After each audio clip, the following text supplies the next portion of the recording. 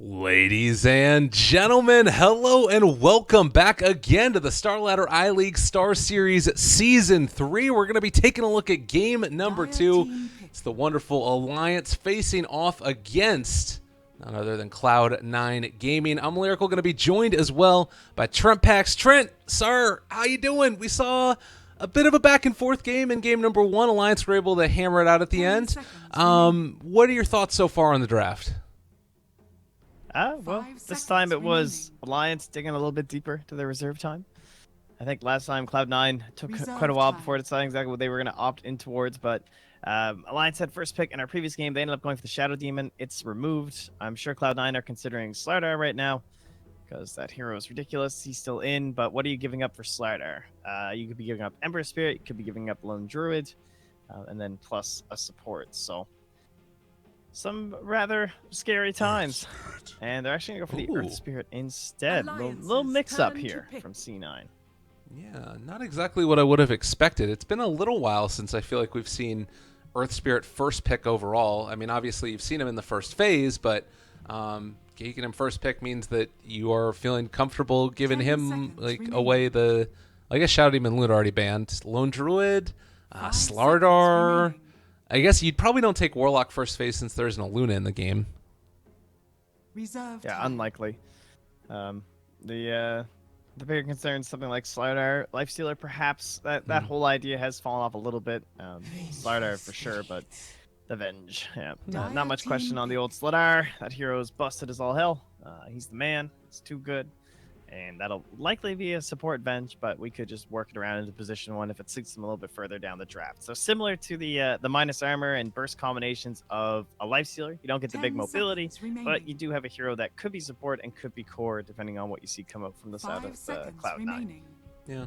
Well, and that's something that we saw yesterday Cloud9 do, was I think run a Slardar Vengeful Spirit core position, if I'm not mistaken. It didn't end up working out for them too well, but there you go, Cloud9, Darkseer, a staple for them, and with the Earth Spirit in tow, this could be a quite strong, even if it's not necessarily a lane, a hero to roam into that lane. Yeah, it also sets them up really nicely in the next phase for that Ember Spirit. If it gets left in, probably unlikely, and at the same time, they'd have to leave it in for Alliance too, as I believe our arrows are reversed currently, so it should be Alliance with the first pick in the next phase. Darkseer also good against any sort of Avenge lineup. If they do start going in towards this, a push coming in, like maybe on the earlier end, you get that Blink Dagger up, get the vacuum wall, and you can just annihilate any sort of an advantage your opponents have. Plus, it's always nice to make Venge illusions. Some decent aura. Yeah, totally. It's great.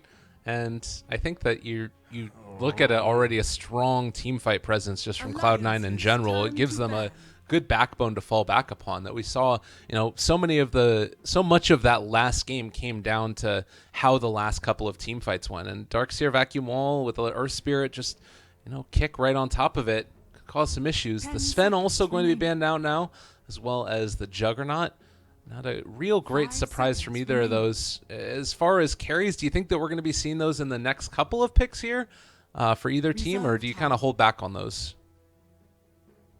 Yeah, no, they should be coming out this next phase, almost certainly. The top dog, Lifestealer, still there for sure. Scary, but I think Cloud9 will probably need to use a ban on Ember Spirit. I'd be pretty surprised. Maybe they'll let it through in the hopes that they can grab it, but I don't see Alliance skipping it if it's not banned here.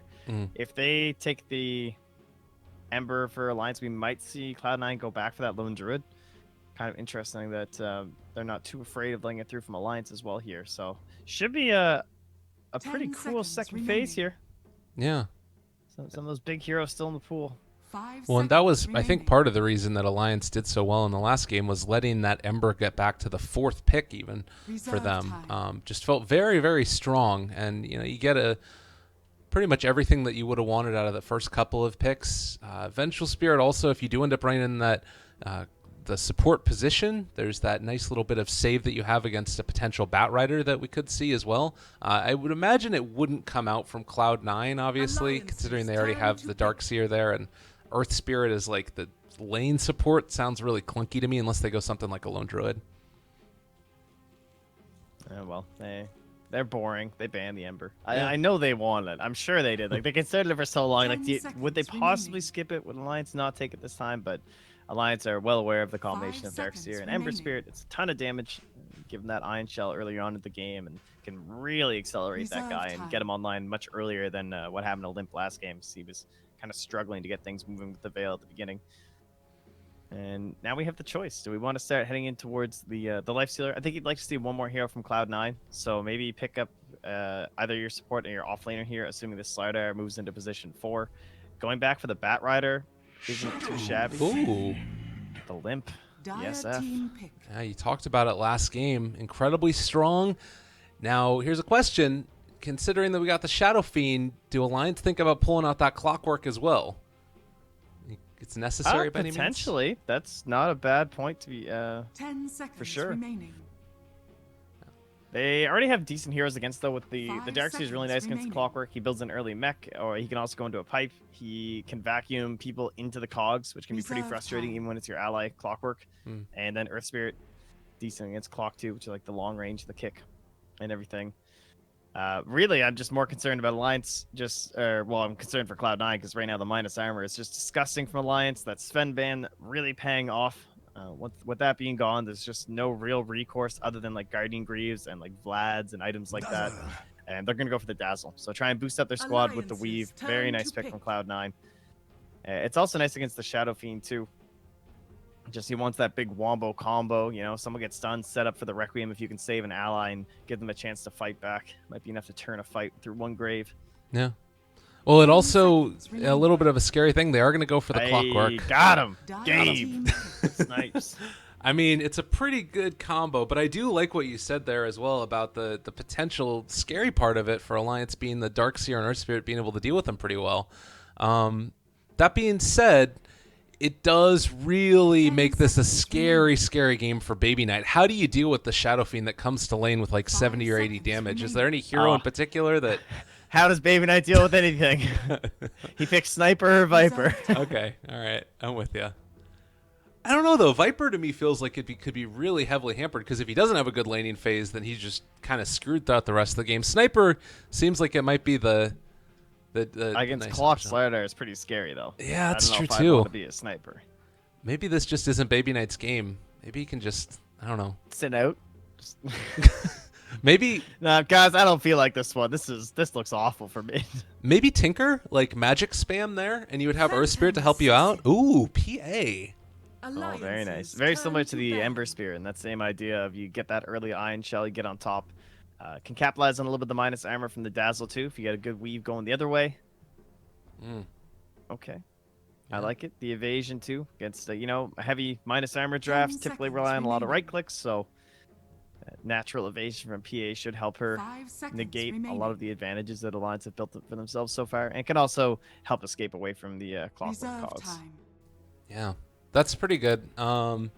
It does sort of, it's tough because BKB carry and Clockwork hook into it, at least for a small set of stun, but maybe not the biggest deal in the world because I guess if you're cogs in PA, there's also, he's a good blade mill carrier as well.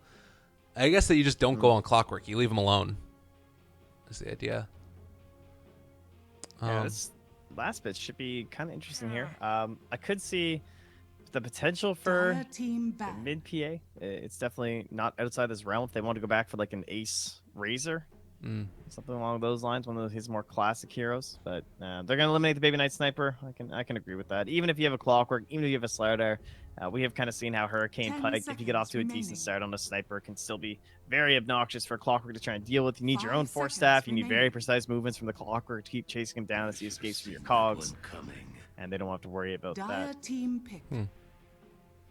I take the Oracle out with the last ban as well, and not wanting to have to deal with the defensive abilities of that hero, obviously. It does sort of make things a little bit scary for Shadow Fiend in the late game as well. If PA gets on top of him, we haven't talked about it a ton, but 10 the seconds BKB remaining. piercing Phantom Strike now, hop on top of that Shadow Fiend, and suddenly he's not as tanky in the Terrorblade last pick, so it is going to be a Phantom Assassin in the mid lane. Nice little call out there as well. What do you think about this pick here? I'm just wondering, do Cloud9? No, that should be the way it goes, actually. I like 10 it. seconds It's remaining. Alliance of this heavy minus armor team fight kind of a draft. Terrorblade, although he slip pushes and rats, he's not super susceptible to Clockwork because he can man up against him fairly well, as well as he's pretty sneaky. He tends to be very deep in his own jungle. It's usually more effective to go for something like a Beastmaster where the Hawk can kind of sit and scout the whole time rather than Flares kind of randomly trying to find him in the jungle as he's spamming his illusions out from there. 10 seconds remaining. I'm a pretty big fan at this point. Final pick here. Could be a support, could be an offlaner. Could go back for the Bat Rider. And it'll be the Wyvern. Oh, man, that is good. That's a nice last pick. Man, I would not want to be an ally in a Winter's Curse near a PA or Terrorblade. They will get obliterated. There's not a great way to... I mean, Dazzle can sort of save. I think that the range does end up out... at the max level, outranging the Winter Wyvern Curse area of effect, if I'm not mistaken. Oh, for sure. Yeah. But the only thing is, like, Winter Wyvern also is a nice amount of range to try and get that curse off. So Dazzle's even within sight. Like, Clockwork will make efforts to try and get that Winter Wyvern close. Like, could just, you know, hook shot in to create that chaos. And then if they can get that Dazzle as he closes in for the heals and whatnot, could be the end of the fight right there. Darkseer as well, super susceptible to the Winter's Curse. Loves being in the middle of the fight because he's got all these survivability items. He builds his Greaves, he builds a pipe, and he's just like sitting there near this PA and his Terrorblade, and you get the curse on him, and all his tankiness doesn't really matter when those two are wailing on into him. So excellent last pick. It's rare that you want your 5th pick to come so late in the draft as Alliance begin their shenanigans in the fountain. Oh, they've been practicing. That was pretty good. Oh, right. I thought he was going to get 3.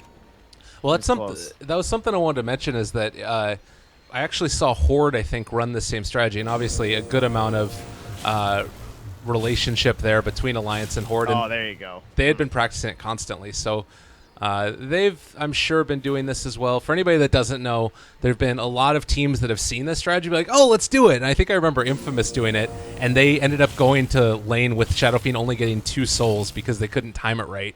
So, like, it's not as easy as it looks. You end up sort of messing up occasionally. Once you have it, though, it's just like, it's like clockwork. I love it. But, yeah, they got E-Jam, he starts, and then deny, 1, 2, boom. And then you move. They bought the clarity. Oh, this is the best. So once it comes back off cooldown, they're going to do it again. It's great. Money in the bank. Clarity up. I like this decision for Baby Knight as well. Actually, I'm not sure. I was kind of wondering if maybe instead of going the normal PA build, you try and just go for like a dagger spamming ability, because it's going to be really tough for her to outlast hit the Shadow Fiend just naturally. But they are going to try and rush a bottle for her going into secure this rune possibly. They will have a stun from Loda coming out in a second. Need to be careful. They drop it down. Cogs, nicely played. The slow onto Handskin, able to take that bounty rune for the moment on Baby Knight. Might be able to find the first blood, and they do draw it. Hestejo picking up the kill. Baby Knight is going to need to pop that regen, but we'll be able to go back to lane unhampered. Yeah, those Iron Shells just a bit too strong. Well, wait, oh, okay. I was gonna say the bounty rune doesn't show up on our minimap. That's a little weird. So the initial rune is still there. Yeah. Oh, rolling boulder in. They want to try and gut on the limp. This is a scary time to go here. I mean, Shadow Fiend already has so much damage on him, although Baby Knight trying to pressure. This is actually working out okay for Cloud9 here.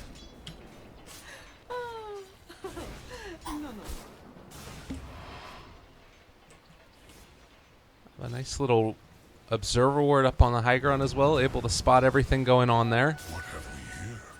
This is sort of one of the things I was worried about. If Limp just sort of hits away at Baby Knight, could become a really tough mid lane for them. Yeah, this is not fair. That's one thing about this whole Clockwork Shadow Fiend thing. Just 18 souls, currently hits for 87 damage right off the bat. It was definitely a wise maneuver heading on into the PA just to give some semblance of survivability, but one of her issues, of course, is that her HP is still pretty low at the beginning, and you have to be very careful moving into level 3, level 4, just watching out for these raises. Right clicks overall from Limp. Bottom lane also, the Earth Spirit and Darkseer having a little bit of trouble contending with the tri-lane that's going on. Quite strong with the Vengeful Spirit, and up top Slardar is able to get an okay time against the Terrorblade and the Dazzle. So all in all, Alliance's lane's looking quite strong, and we'll have to see how Cloud9 responds to this, but mid lane is not going to get a whole lot easier for Baby Knight. Yeah, and we'll likely see Jonas go down into that mid lane relatively soon too. Oh, 60 HP. That hurts. Oh, that is rough. David Name's probably. That'll be okay. Just worried if he might panic a little bit. Just the fact that the Slardar too, just being off the map for a bit, could have been a nice play there from Jonas if they had to sync that up. But now that Jonas heads into the shrine, he'll come back up. He'll probably get bullied out again really soon. Bottom lane, Estijo gone upon. They're trying to bring down Loda before it ends up happening. They have the Ion Shell and Earth Spirit, and they do manage to find that kill. Nicely played there, the combination. But now Noya getting ran down by Hanskin as well as EGM, and there isn't a great way out for him at this point. So they find 2 kills in the bottom lane, but they do take down Loda. All right, not bad. 2v3, you'll take that. The important thing for Alliance will be just getting Hanskin into a decent spot. Everyone was kind of excited, I think, when the bounty runes get introduced, when we had all 4 of them spawning all the time for some of these position 4 heroes to really start making an impact. Nice. Yeah, it felt like it was sort of the heyday for him, but we haven't always seen it making like a huge impact, at least for supports, because you still do need to stay in lane to help out your carries and everything else. But yep. It is a really great patch, though, I think, for Clockwork. He works a lot like position 4 Slardar. He's definitely way more reliant on level 6, but at the same time, he doesn't need a whole lot after level 6. Nice roll mid. Yeah. Can they get Limp, though? Baby Knight might be able to turn around, and we'll see if Limp is going to be able to get taken down. They do find that kill. Noya now also in trouble. Raze is chasing. A little bit unlucky with the procs there, but one last Raze is going to find the kill. A double for Limp. Now up to full souls, and this is scary as all hell. Yeah, I think Baby Knight, I think he knew what was going to happen, but he couldn't just leave, or else he knew the last Raze was there from Limp. So if he tried to run, he'd just get turned on. And oh, God. Dumpstered, so. Bottom lane, Hestijo goes down again. This is a catastrophe for Alliance. Nothing going their way. That's the rotation from Jonas that we're looking for, too. Because top lane, like, it's a Terrorblade and a Dazzle. Ace will just be able to kill you if he metamorphoses. He'll just pressure into your tower, so finding those maneuvers as an off-lane Slardar has always been a very important thing, because you know that you're going to have to make a move before level 6, which makes him generally quite a bit different than most off-laners. He has a much harder time staying in lane. And now Tonskin will just soak up top. See if Noya can capitalize on this at all. They don't quite spot him out. They do see him now, and this should be the rolling boulder. And a little bit off the mark there. Hanskin goes for the juke and jive, and trying to run off to the shrine, never going to happen. End up finding the kill there. Rise is the one that picks it up, and meanwhile, mid lane, they're chasing out Baby Knight. Jonas is going to be able to go for the crush, and, well, another Raze killing spree for Limp at under 5 minutes in. So Ace, kind of the only thing that's really going well for them at this point, although it is going quite well for him. 42 last hits at under 5 minutes. Yeah, he is 1,000 gold ahead of the next highest person, so there is certainly something to be watched up here. Ace can fully carry this one as there's a roll not quite connecting mid. And maybe we'll see that action come out as, well, I want one here from Estijo, but if we can get those Ion Shells up on the PA, there's some potential for fights here. Oh. I mean, the plus side is that you do also have a decent amount of farm on the Darkseer. 21 last hits. He's actually got more last hits than the Shadow Fiend does, although Limp does have 3 kills. It's kind of a weird game for Limp. I guess just all of this pressure that's been going on mid has kind of been keeping him from farming.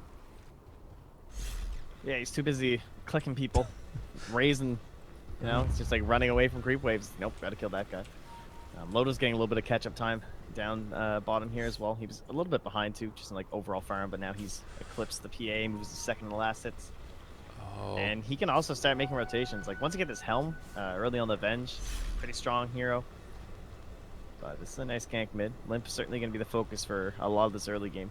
Yeah, they realize how important it is to shut this guy down, and well, there's the Raze. They realize what's going on, have eyes on him, jump forward, double Raze, or 2 people caught by it rather. They do bring him down. Hanskin trying to run in, see if he can find a kill. Noya is there, is going to be caught within the cogs, and now that's going to be a kill going Hanskin's way. Baby Knight also very low. Oh, Hook just too short a range, and Loda shows up though, and Baby Knight's like, what are you doing here? Just leave me alone. I don't want to. He's got no mana. Yeah. Oh, what?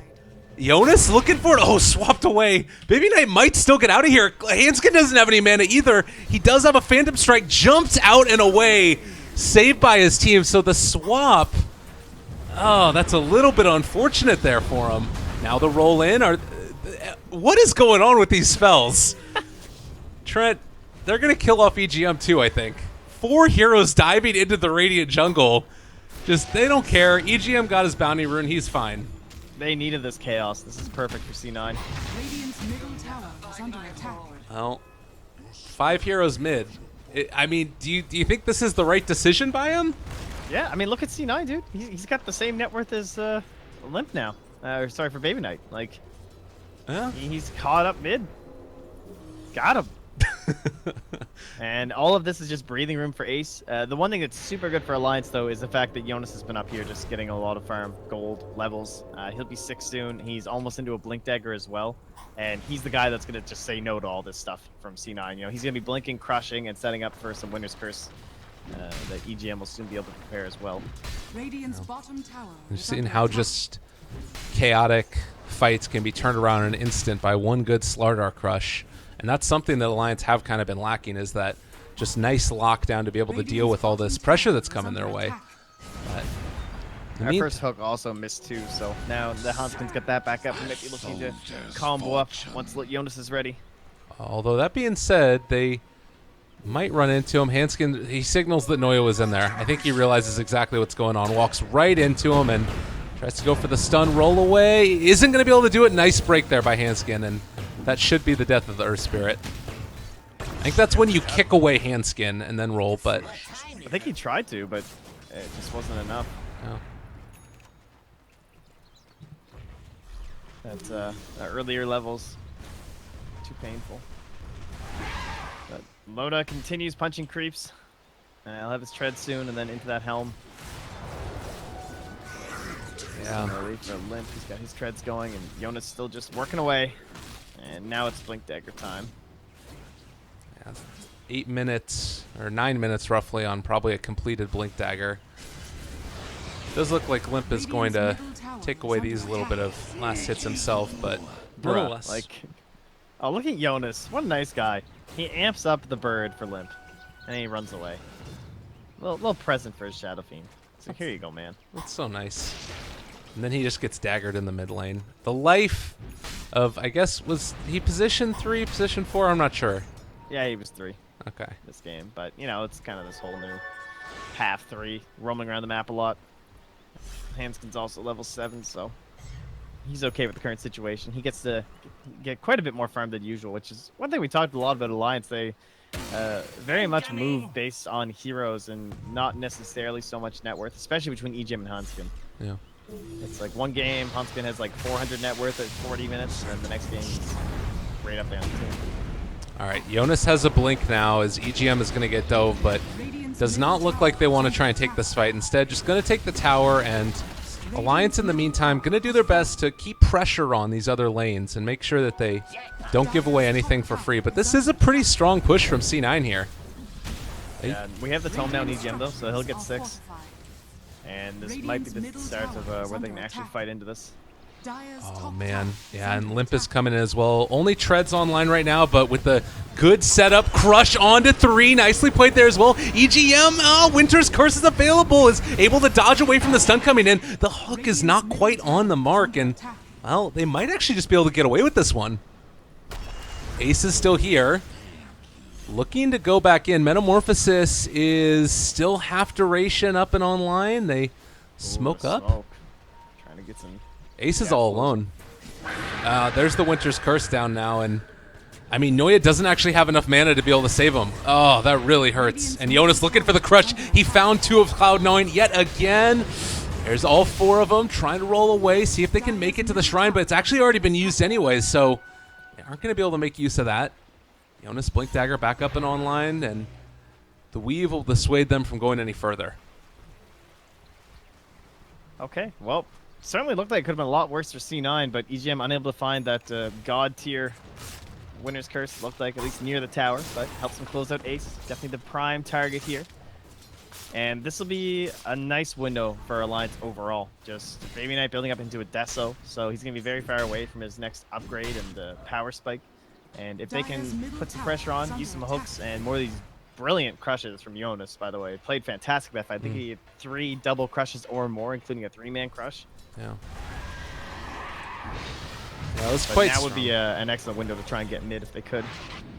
looks like they're more content on just trying to farm things up, which, you know, it does surprise me a little bit. It'd be nice for them to get that little extra injection of gold.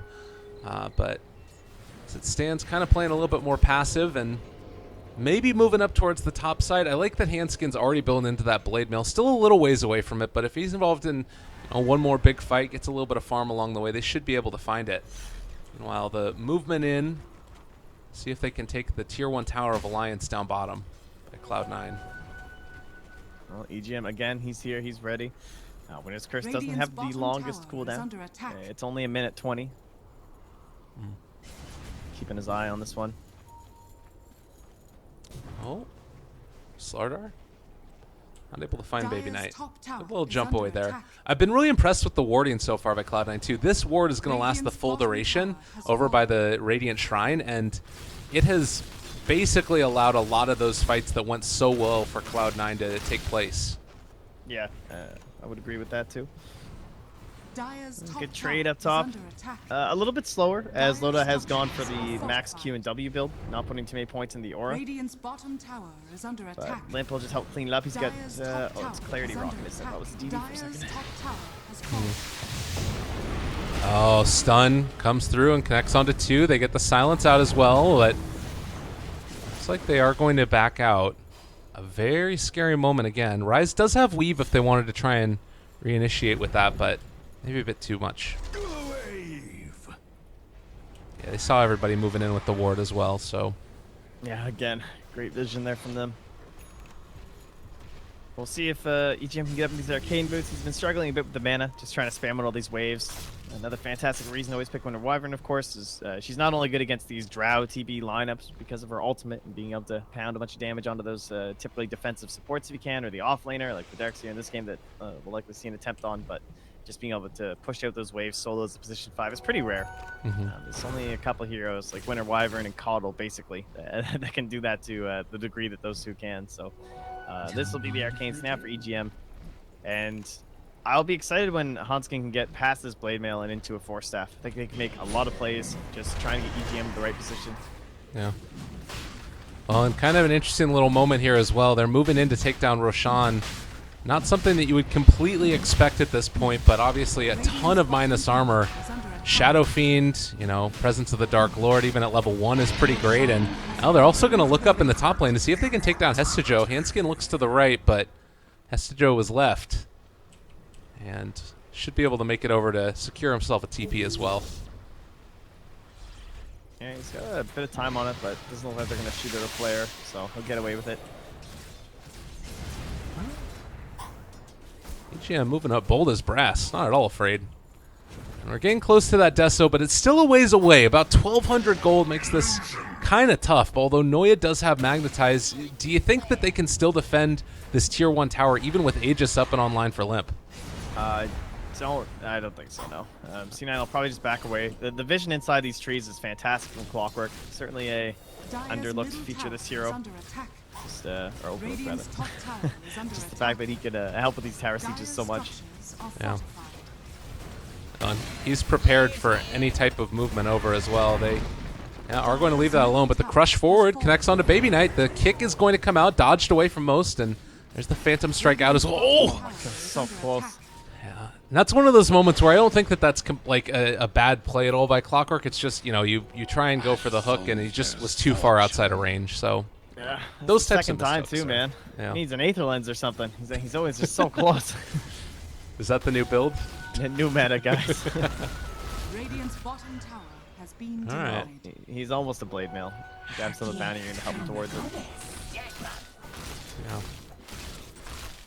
Well, let's take a look at some of these talents that are up and online. We've already seen a lot of Shadow Fiends go pretty much the same one regardless of whatever else is going on in the game. But it's worth noting that Baby Knight's still a little bit behind in terms of experience at the very least. Like, he's caught up a good deal in terms of farm and how badly that started with him, but he has kind of fallen behind in the last bit.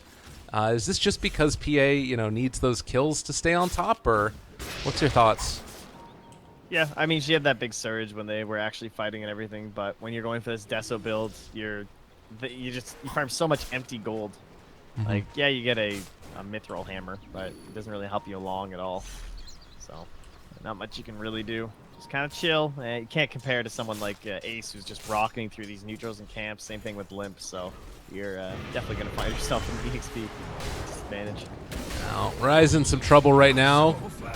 Don't think he can go for the Grave TP, unfortunately, as Hanskin is right there with them.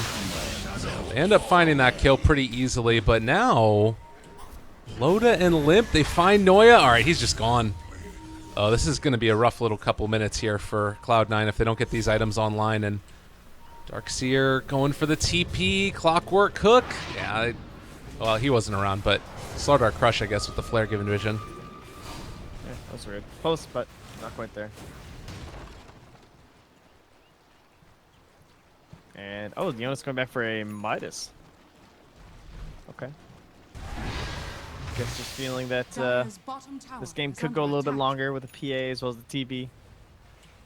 So get yourself up to some higher levels, maybe grab a couple talents for yourself to help with the Midas. And he has fallen a little bit behind, I guess, compared to most offlaners since he is splitting a lot of this around with his Clockwork. And geez, even EGM really catching up in the overall net worth, starting to head in towards the Glimmer Cape. He's not even very far away from it.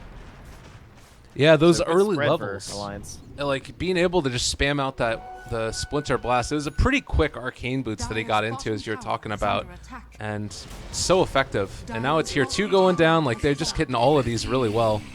It does look like there's some TPs in to try and get some shrine play happening. But Cloud9 not feeling comfortable taking the fight. I want to wait till that Aegis is completely off a limp, and then maybe they'll go for some type of a play. Yeah, I think this has been favoring them quite a bit. Alliance have not been able to pressure very well with this Aegis. They haven't been able to get any hook shots going. That one fight was close in the mid lane, but unable to close that one out. Hurt them a little bit.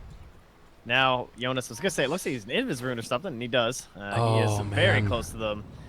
Painful. Oh, they're on to Ryze right at the start. Hook onto Ace as well, and they do have a mechanism available if they want to go for it. Ryze is going to get his TP canceled. Oh, that's fine. They went on Ryze instead. All right, swap back in. They kill the Dazzle, but everybody else gets out. Wow. I'm surprised. I thought Jonas was going for like the separation, and then they were going to try and get everyone on top of the TB, but maybe just worried about rotations coming from the tower, that being the more difficult kill. And they just kind of tunnel in on that Dazzle instead. So Cloud9, I'm sure, are totally fine with that. Like, all right, whatever. No. Oh, and there's the Aegis down. Odessa was done on PA. She's building back into that Basher at this point. Still a ways away from completing that, obviously, as Noya is going to die for this one. Looks like they really want to fight Ace. It's off the... Well, Reflection. I guess that at this point, magnetized down. That was a really weird jump. What team's kind of feeling this one out, it looks like. Careful, Loda, swap play. Oh, God. Oh, Ace. Oh, that really hurts. That's a bad one. Oh, man. That was dope. Sick ward. Yeah. And into the wave for the swap. About to wear off as well. Man, Alliance have just looked like a reborn team after that last game. Like, the early woes that they had are not at all the case in this one. Yeah, they've been looking great in this whole qualifier. Yeah. They weren't really one of the teams I was looking out for, but they have certainly impressed. There's one thing that Alliance does well, that is for sure being able to team fight together effectively and just having that chemistry and single-mindedness that you need. It'd be exciting to watch them go up against someone like Liquid. Liquid coming back in and trying to reassert their dominance, and then Alliance just kind of this team that people certainly, I don't know, I guess maybe don't get the credit they might deserve just because they had a little bit of a rough patch. So yeah. It's nice to see them trying to build that back up. Absolutely. And that game does look like it's going to be taking place on the 28th, the Liquid versus Alliance game. So keep your eyes peeled for that one, folks. I do a little bit of research along the way. But at least for now, shooting towards that 7,500 net worth and experience lead for Alliance. And I mean, it looks like Yule's Scepter is going to be the pickup for Slardar. Kind of an interesting choice. Normally we end up seeing the Force Staff on him. What's your thoughts on this? It's decent for helping control up the Dazzle. Could be one of the best reasons for it. If he gets jumped on by the PA, maybe he's going to consider himself to be in trouble, and then the Force Staff won't give him enough chase. But dogging out, it just has a couple nice different factors. It helps you get back in the fight. If you get tagged with like the Magnetize or something, you can get away and then come back in. Maybe the same thing with just that Poison Touch. They have some decent durations, right? Between Magnetize and Poison Touch lasts for 10 seconds, so it can be hard to juke and jive as a Slardar. It is a bit different, though. I think in a lot of situations, you can still see people go Force Staff against this lineup. And oh, okay, yeah, he's already switched back. Okay, he just a misclick. I was like, that seems so weird to me. I did like your justifications, though. Sounded good. Atos is going to be the pickup for Wyvern as well, as they end up picking off the Courier. Nothing on that one. But nice little take there for the side of Cloud9. But it has definitely devolved into just sort of a farming war at this point, and it feels like Alliance are just going to win that. Ooh, Shadowblade. Loda's going to go for the Silver Edge. Okay. Interesting. So with the Midas, there was consideration that Jonas could start building in towards, like, you know, you get the additional damage from the Hand of Midas, which is the attack speed, and you're a Slardar, it's great. And then Shadowblade's so good on this hero, so having that Silver Edge for the PA is something they certainly want to consider. And they're going to go that route through Loda. So basically, Loda will be initiating. Great place for Avenge to be with having the swap, and then even if you do die, you have the Vengeance aura going. But he can now look to break that passive, get rid of the blur on the PA, and allow Limp to really lay into him. And this allows Limp to head into a more defensive build, like the Butterfly, get a little bit of evasion for himself, and at least have some sort of a counter to the evasion on that PA without having to go straight into an MKB. Yeah, that's kind of neat. I do like that a lot. I mean, I guess eventually when BKB comes up and online, you're going to have to sort of rethink the strategy a little bit, but it feels like with all of the tier 2s potentially going to be down after this push, that timing might not come in time if you're going for the Basher on the PA, who actually does look like switched back over into a Manta style for PA. So changing up the build after the built the Giant Strength. Maybe wanting something to deal with the Amplify, or Corrosive Haze, sorry. And then even that debuff from the Silver Edge, too. Yeah. Well, here comes the movement in, clearing out the creep wave, but Ace does a lot of damage. They're going to back out after the glyph comes, and EGM trying to find himself a good position to get in for a big Winter's Curse. Oh, it's on the Dispellable, isn't it, actually, now I think about it. The Silver Edge thing, because if you get hit before BKB, so... Yeah. I guess Manta won't save you from the Silver Edge thing, which is pretty sick for Alliance. Ace, all right, Sunder is still up and online. They could go for this if they wanted to. Obviously not the greatest range in the world, but still an opportunity. Baby Knight looking to see if he can find anybody.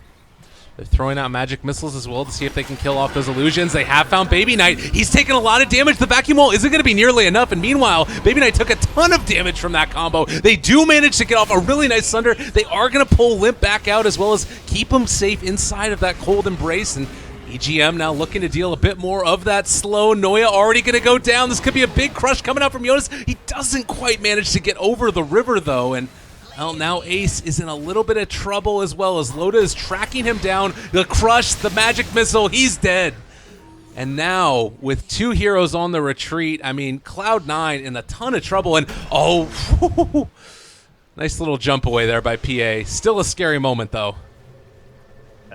Baby Knight? Oh. Wow.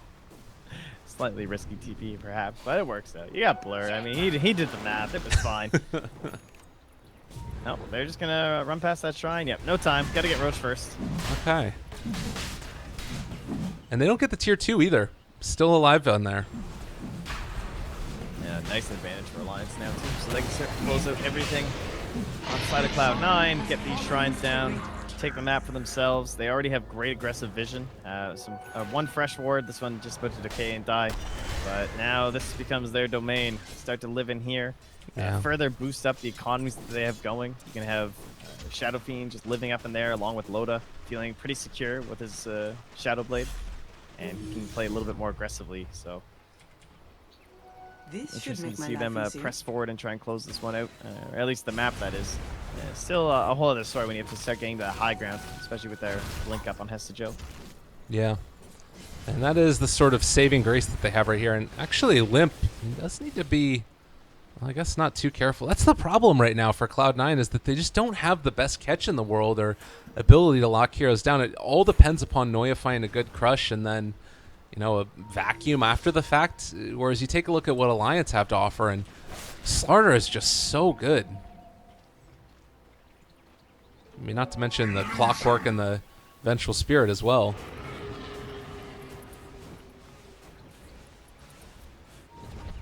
Trying one down. Oh, ace.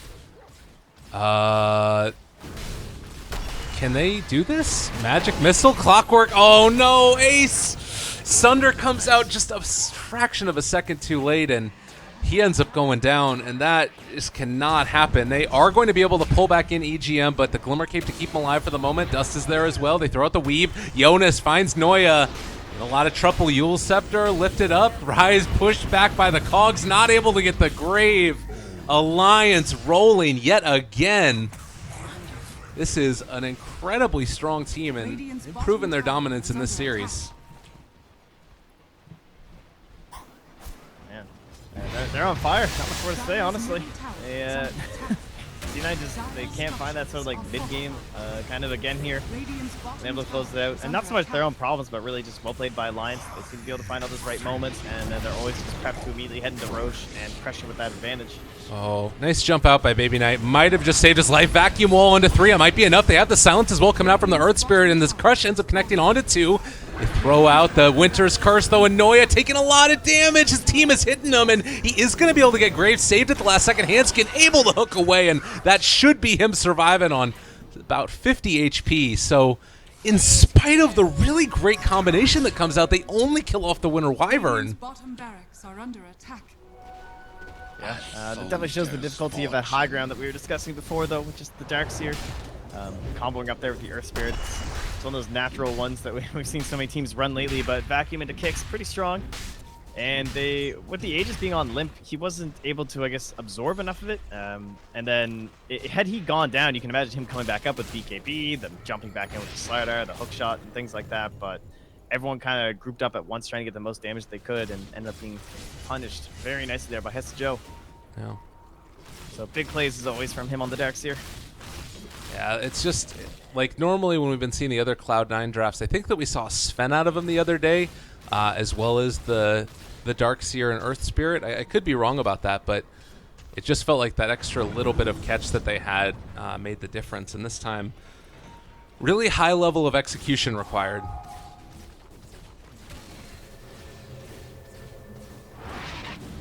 Oh, jeez. Almost again there, but Ace gets out this time.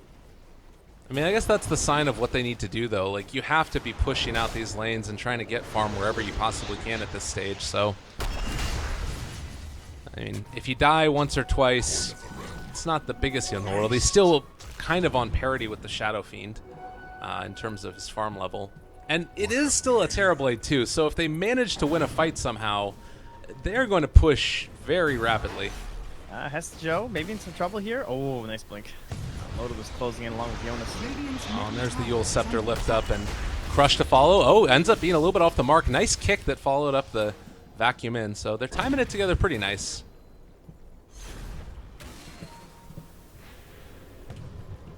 Looks like Darkseer is also going to be going back for a Crimson Guard. More defensive. Again, I mean, just more physical damage. Right clicks minus armor.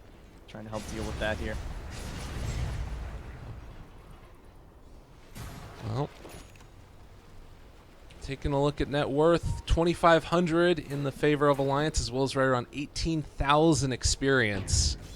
And the Midas Slardar feels like it paid off, certainly. Now going back into a Ghost Scepter and an AC queued up, just doubling down upon this minus armor strat that they've been able to build. And movement in. Should be pretty good at weaving in and out of these fights himself. As they got the swap there from the Rise. They thought about going for a second, PA did, but Clockwork, the hook hits onto some creeps, Baby Knight able to escape. Still a scary time. Oh man, they found Baby Knight. He does still have Manta. Can amp it away if he wants to. Trying to blink out and away. Baby Knight crush connects. The Boulder is doing a nice bit of Sunder coming back and keeping him alive as well. They have a shrine. They're going to need to use it pretty quickly here if they want to try and stay in the fight, but it looks like, oh, the Boulder kick, not quite there. Yeah, they use the shrine now. And they can try and go Dazzle down. back up. They still have the 9-second BKB for Limp. But they're not going to go for it. All cooldowns ready, but pretty scary. Other lanes aren't pushed out or anything. There's no other side pressure going. They got a shrine to kill though. This is okay. Yeah.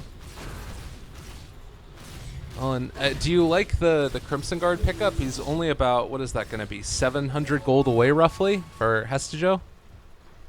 Yeah, I think it makes sense. The only other thing would be possibly finishing off your Guardian's Greaves. Maybe slightly surprising he's not going for that first up against the Slardar, but if that's the only thing that you're purging off, I guess he's not viewing it as worthy enough. Just going to get more value overall for his team by going for the Crimson Guard, which I can certainly agree with. Considering, you know, your mech and your arcanes become that one item, you already have a lot of the benefits of the Guardian's Greaves already, so Crimson Guard it shall be.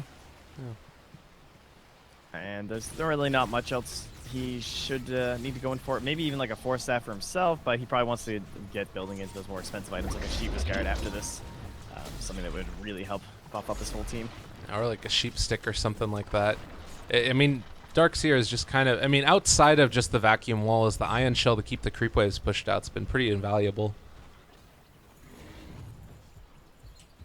And Loda here, he was opting in towards that BKB. Now he's got a Hurricane Pike finished up and then heading into the BKB. So maybe a little bit later than maybe he was previously thinking. But I like the Hurricane Pike. It's been helping them just kind of move around the map. They're trying to slow down anything that C9 can get in terms of split pushing around. They want to hold on to their own tier 2 so their shrines stay up so they can keep asserting map control near the river. And a lot of the vision from C9 perhaps being slightly wasted, one could say. Just like they've been deep for quite a while.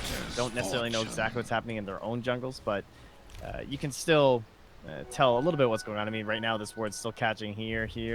They saw Loda too before he even went into that wave, so it's surprisingly useful. And they're going to use that vision to then head into the jungle here, but players from Clockwork maybe giving away the fact that they know. Yeah.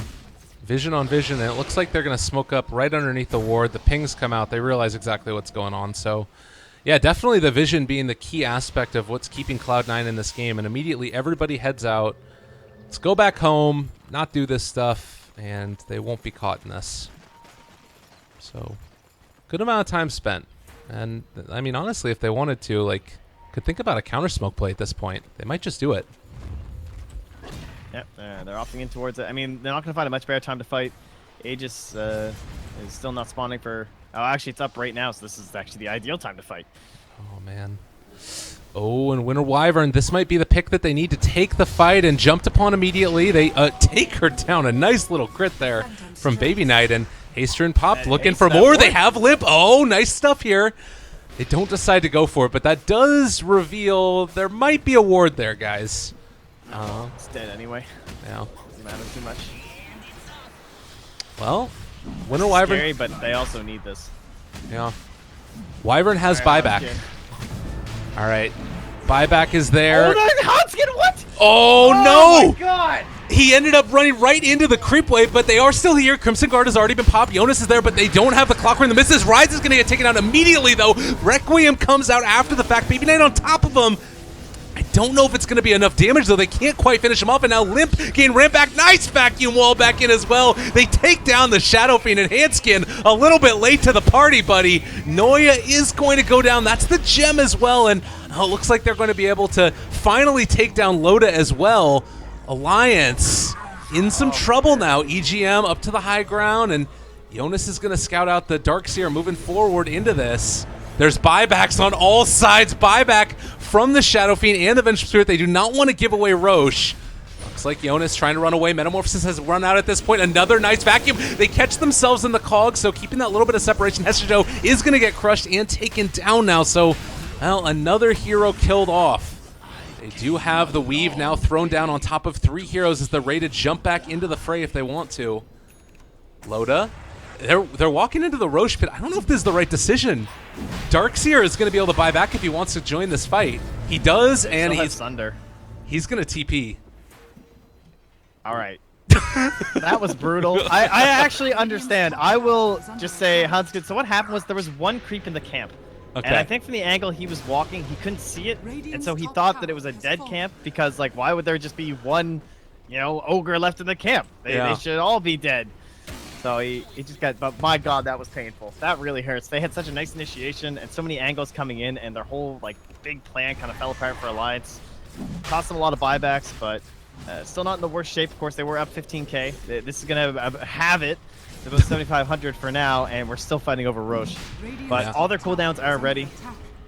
And now Wall's back, too. And you can see the vision is a little bit sparse on C9 side. They can see into the Roche pit. Meanwhile, Hanskin in a pretty good position to try and...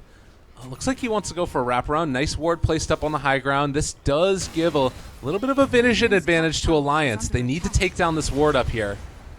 Roche still at below half HP. Jump forward, vacuum wall. Nice BKB, though, is going to be able to keep Limp alive for the moment. Hook shot is not going to be on the mark, though. And, well, Hanskin in on top of Rise. Is it going to be enough? I don't know. Hanskin might just end up going down there, and Rise lives. So... yeah. He held them back, though, because Loda was almost dead, and so was Limp.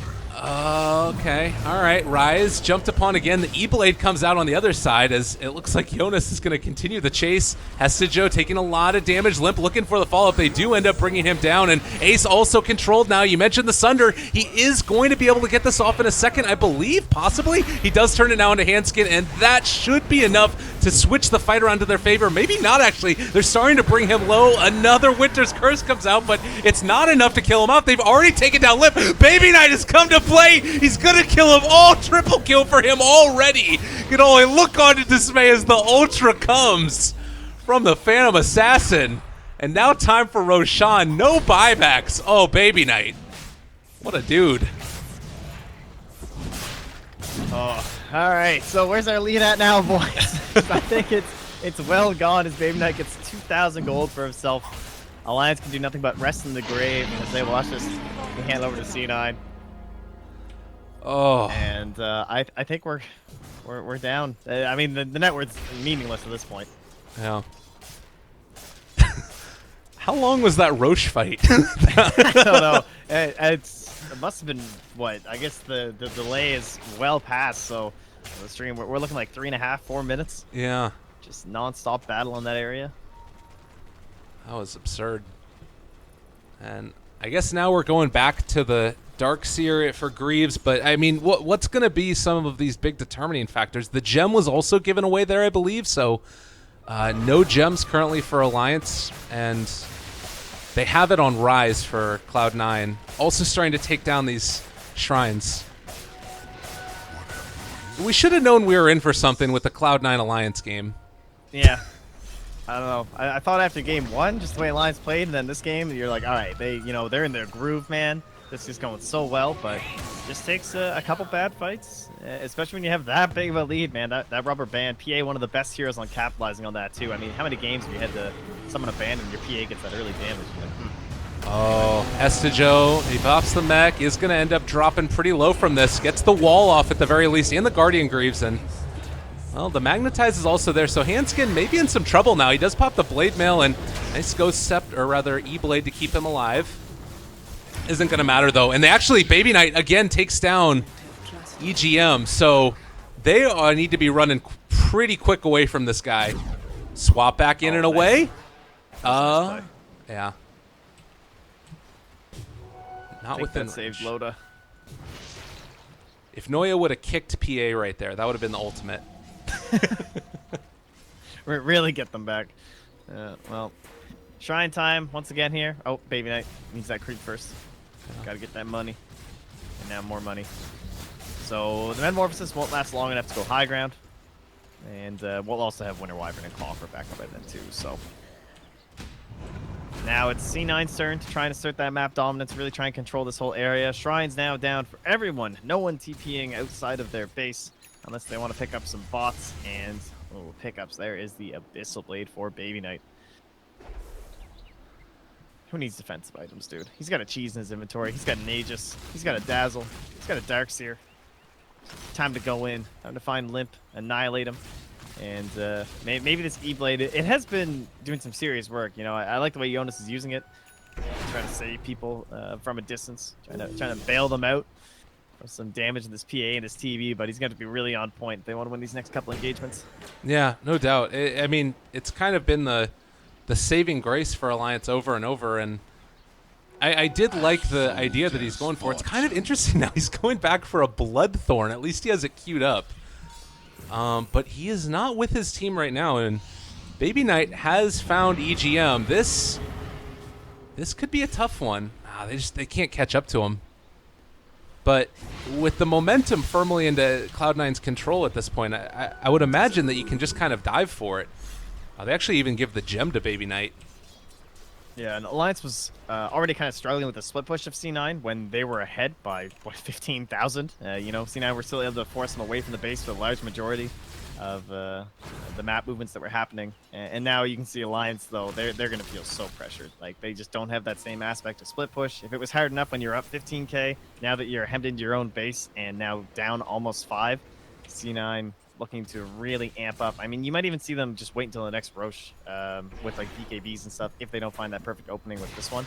Yeah. Only a minute left on this Aegis. You know what we haven't talked about a ton either is the double stifling dagger coming out from PA, which is kind of a neat little talent.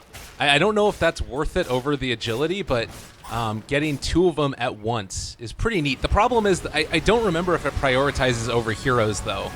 Like, if it prioritizes heroes over creeps. I don't think it does. Oh, I've never actually seen it. I've never witnessed it in a game. Yeah, usually games end either quickly one way or the other with PA, but we might end up seeing it this time around.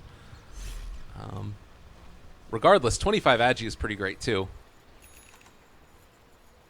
This TV talent's pretty sick, too. Minus 30 seconds on Sunder. Oh, yeah. It's pretty or 15 all stats. Damn, those are some nice talents. Okay, go 10 TV. second Sunder cooldown. Seems good. Do we have any MKBs online for the side of Alliance? We've got Limp is the big one. He's building into it, but yeah, not quite close. And Loda going in for the Aghanim Scepter. Oh, he's opting off the BKB. Okay, wow. Interesting. Maybe thinking the BKB is not going to give him enough survivability, so he'd rather just go for the Ags. Try and I guess that means his mission now has become: I will Shadow Blade, I will try and break, and get Baby Knight. You know, make sure that he won't have his evasion. His one goal in life. And then if I die, well, I'm gonna keep throwing out stuns and swaps. So Limp buys out. Figures they can't win a fight without MKB. He's probably right. it is not here yet though, and the pressure is starting to come. They throw out the Wave of Terror, the Weave to counterbalance that. Everybody except for Hestejo is caught in it for the moment. They do have the MKB now on Limp, but Loda taking a lot of damage already, and look at these Perix fall, and the vacuum wall onto 3, pretty nicely played there. Limp already dropping solo. Oh my god, Loda pulls it back out at the last second. Baby Knight is on top of him. They're going to be able to get the pushback onto Baby Knight with Handskins Cogs, and he does need to jump out of here in a second. Still stunned up for the moment, able to walk away. And EGM looking for that big Winter's Curse. Can he find it? Not as of yet. Breaks the Lincoln Sphere with the Splinter Blast. Metamorphosis down. Oh my god, EGM can't get past that wall. Oh, the EGM stop! In some trouble. Hestejo, another vacuum wall back onto several of them, and they've got the jump in from Clockwork. I'm not sure if it's going to end up being enough, though. He's just going to get turned upon, taking a ton of damage. Ace on top of him. Double kill there. There's no buyback on anybody. Alliance, with what was a 15,000 net worth lead almost, are probably going to lose a 2 and maybe even all of their barracks here. This might be game. The defense, it actually looked really good. Like, they had Baby Knight trapped on the high ground, but they couldn't get the chain stuns going. Oh, moving right back in. Jonas, I mean, he has the E-Blade, but it doesn't look like it's going to be enough. Loda trying to get out of what he just jumped into. Godlike streak for Baby Knight, and GG well played. Cloud9 pull it back in a thriller. And would we have expected anything else? They go 1-1 apiece. Did they trade wins or trade losses? I can't really tell. That was quite the series. Both teams showing their steadfast determination to win no matter how far down they are. Yeah. And I guess a little bit of, luck at the end coming in with Baby Knight getting a couple of clutch crits, but I mean, they put themselves in a position where they could win the game, and then it ended up happening. They pulled it out. What's your thoughts now about these two teams, we've seen a lot of them over the first couple of days, and we're going to see a lot more over the next as well. I don't know if it was so much about the teams or just the patch in general, but the I guess I would just take away just so much about going high ground and the kind of advantage that you need to build up. The value of split push being shown in both games, really, where there was this time where, despite being ahead by so much, and you felt like you just didn't want to go high ground, though, because you know how scary it is this patch. And so you kind of let these guys get away onto your side lanes. C9 just kind of out-ratted them this game. They had this huge advantage, but they never felt strong enough to go against all those shrines on the high ground, trying to eliminate those buildings fast enough. It's a tough loss. You got to be feeling that one if you're on Alliance. Absolutely. Well, ladies and gentlemen, that's going to do it for our first series of the day. More great EU Dota is going to be coming up shortly, though. Stay tuned. We still have the double Horde show actually coming up next. It's going to be Liquid versus Horde and then Ad Fitum, the Greek squad, in I think what is one of their first games since the Boston Major run. I'm not exactly sure how many other tournaments have been going on that they've played in. Wait, am I thinking that right? I'm just going to stop talking about that right now because I'm sure I'm saying something that's putting my foot in my mouth. I always do that. But myself, Lyrical, as well as Trent, will be back for more great action. Stay tuned. Give us a follow if you feel like on social media, Twitch, and all those other great places at Lyrical Dota, at Trent Packs. And, of course, keep on following Star Ladder I-League Star Series Season 3. It's the EU qualifiers, North American coming up afterwards. SEA just finished up as TNC were able to qualify, and, yeah, we'll be back in a few.